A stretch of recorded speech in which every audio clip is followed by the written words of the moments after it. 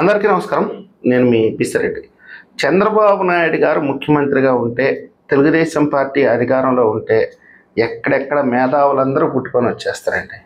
ఇక వాళ్ళ ప్రావీణ్యం మొత్తం చూపిస్తారు. మక్కికి తునకలు చేసి విశ్లేషిస్తారు.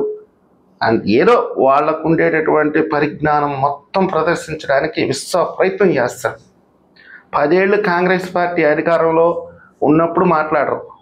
గత 5 సంవత్సరాలు జగన్మోహన్ రెడ్డి అధికారంలో ఉన్నప్పుడు కూడా మాట్లాడరు. అప్పుడు మాత్రం ఏం తెలియదు. అప్పుడు మాత్రం దేవుళ్ళ గురించి, దేవతల గురించి, పర్యాటక ప్రదేశాల గురించి మాట్లాడతారు. ప్రజల గురించి అస్సలు పట్టించుకోరు. ప్రభుత్వం గురించి అస్సలు పట్టించుకోరు.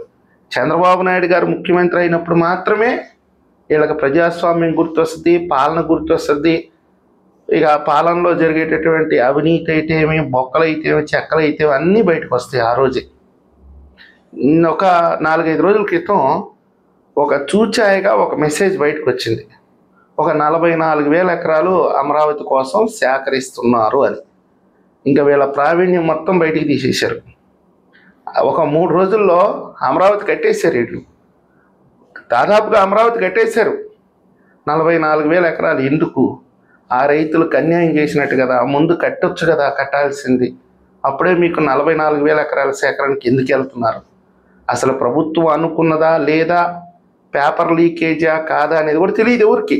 కొన్ని లీకేజీలు వస్తాయి, ప్రెస్ లీకేజీలు. ఆయన పవన్ కళ్యాణ్ గారు ఒకసారి క్యాబినెట్ సమావేశానికి అటెండ్ కాకపోతే ఏకంగా ఆయనకు అనారోగ్యం, రాలేకపోతున్నాడని చెప్పి ఒక ప్రధాన పత్రికే ప్రచారం చేసింది. చివరాఖరికి చూస్తే ఆయన కేరళ నుంచి తమిళనాడుకు పోతున్నాడు ఫ్లైట్లో కొన్ని ఆలయాలు దర్శించడం కోసం. అట్లా ఒక్కొక్కసారి ఏంటంటే పత్రికలు కూడా ఇలాంటి సమాచారాన్ని లీకులు ఇస్తుంటాయి, కల్పన చేస్తుంటాయి. తీరా చూస్తే నారాయణ గారు వచ్చి ఒక 5,000 ఎకరాలు కావాల్సి వస్తుంది, ఎయిర్పోర్ట్ కట్టాలనుకుంటున్నాం అంటే దానికి సంబంధించి కూడా తీశారు జాతకం మొత్తం బయటికి. శంషాబాద్ ఎయిర్పోర్ట్ ఎప్పుడు కట్టారు, బాంబే ఎయిర్పోర్ట్ స్థలం ఎంత, బెంగళూరు ఎయిర్పోర్ట్ స్థలం ఎంత, చెన్నై ఎయిర్పోర్ట్ స్థలం ఎంత, మరి గన్నవరం ఎయిర్పోర్ట్ ఉంది కదా, అది ఇంకా ఇన్కంప్లీట్గా ఉంది కదా, దాన్ని ఎందుకు ఉపయోగించుకోవట్లేదు, ఇప్పుడు 5,000 ఎకరాలు ఎందుకు అంటే ఏంటంటే ఇలా ప్రావీణ్యం మొత్తము అప్పుడే వచ్చేస్తాయి. ప్రజాస్వామ్యంలో మంచిదే, ఈ ప్రభుత్వాన్ని మనం అభినందించాల్సిందే. ఇంకా అనకూడదులే, ప్రతి ఓడు మాట్లాడేదానికి అవకాశం ఇచ్చిన దానికి ప్రభుత్వాన్ని అయితే మనం ఖచ్చితంగా అభినందించి తీరాలి.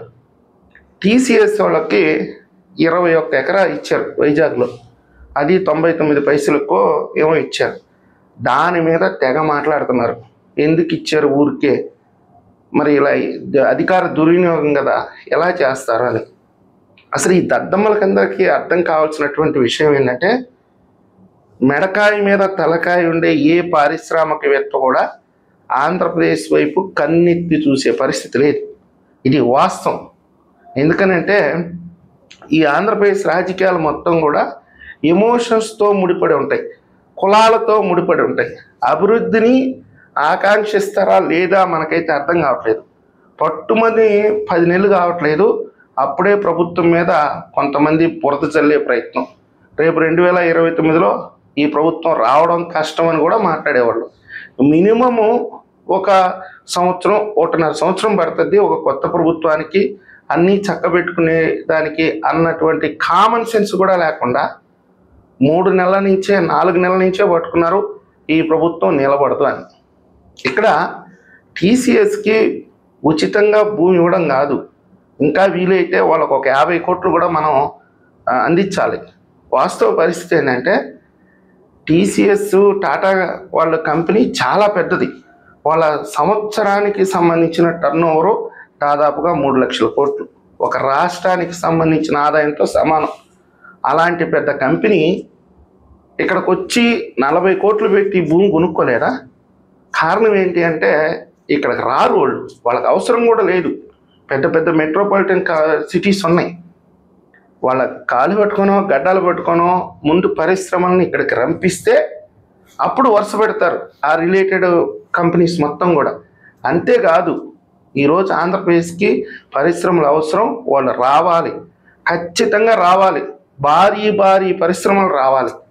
మీకు అందరికీ తెలియనటువంటి విషయం, ఈ మేధావులకు అర్థం కానిటువంటి విషయం ఏంటంటే ప్రతి పేదవాడిని లక్షాధికారిని చేయాలి అనే సంకల్పంతో చంద్రబాబు నాయుడు గారు ఉన్నారు.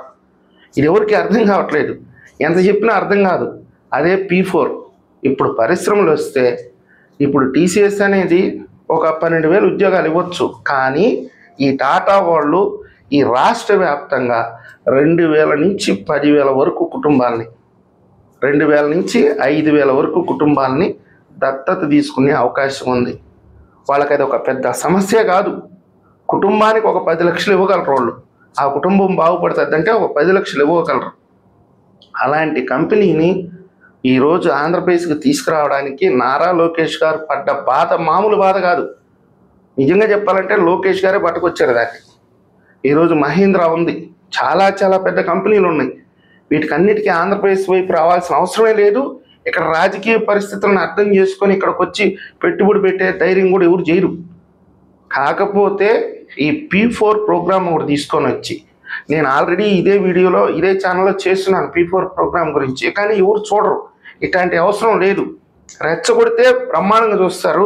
రేపు 2029లో మనకి ఎదురు దెబ్బ బొట్టనేలు పగలుతుంది, జగన్మోహన్ రెడ్డి స్పీడ్గా దూసుకెళ్తున్నాడు, ఇలాంటి కట్టుకథలు అబద్ధాలు చెప్తే మాత్రం బాగా చూస్తారు. P4 అద్భుతమైన ప్రోగ్రాం.